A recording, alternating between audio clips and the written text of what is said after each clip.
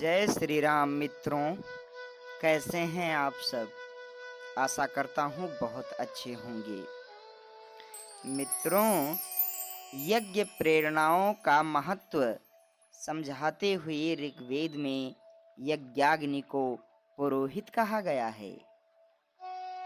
उसकी शिक्षाओं पर चलकर लोक परलोक दोनों सुधारे जा सकते हैं। वे शिक्षाएं इस प्रकार हैं। जो कुछ हम बहुमूल्य पदार्थ अग्नि में हवन करते हैं, उसे वह अपने पास संग्रह करके नहीं रखती, वरन उसे सर्वसाधारण के उपयोग के लिए वायुमंडल में बिखेर देती है। ईश्वर प्रदत्त विभूतियों का प्रयोग हम भी वैसा ही करें जो हमारा यज्ञ पुरोहित अपने आचरण द्वारा सिखाता है। हमारी शिक्षा, समृद्धि, प्रतिभा आदि विभूतियों का न्यूनतम उपयोग हमारे लिए और अधिकाधिक उपयोग जन कल्याण के लिए होना चाहिए।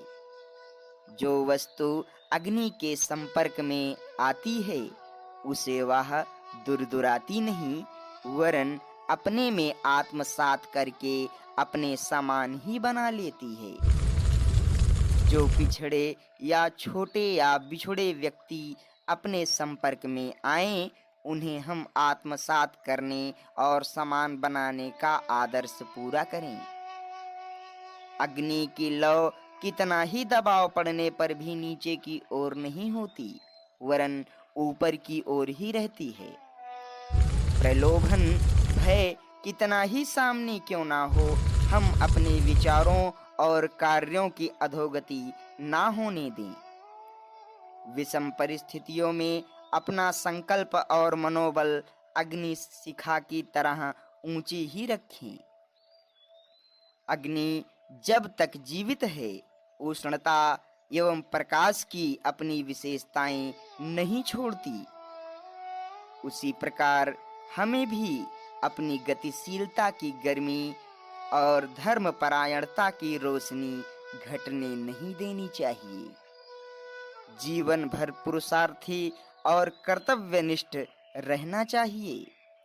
यज्ञाग्नि का अवशेष भस्म मस्तक पर लगाते हुए हमें सीखना होता है कि मानव जीवन का अंत मुट्ठी भर भस्म के रूप में ही शेष रह जाता है। इसलिए अपने अंत को ध्यान में रखते हुए जीवन के सदुपयोग का प्रयत्न करना चाहिए।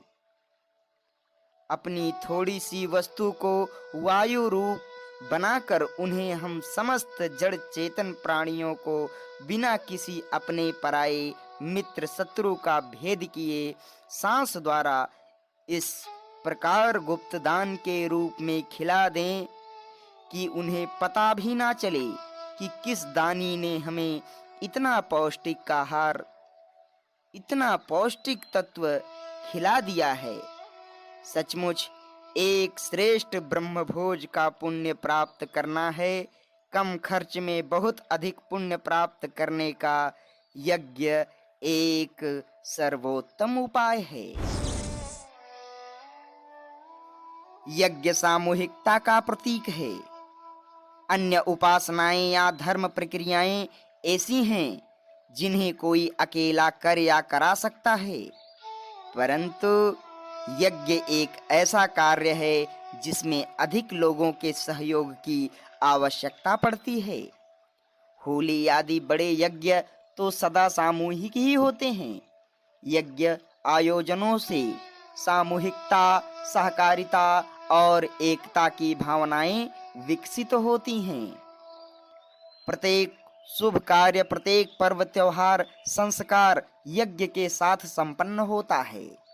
यज्ञ भारतीय संस्कृति का पिता है। यज्ञ भारत की एक मान्य एवं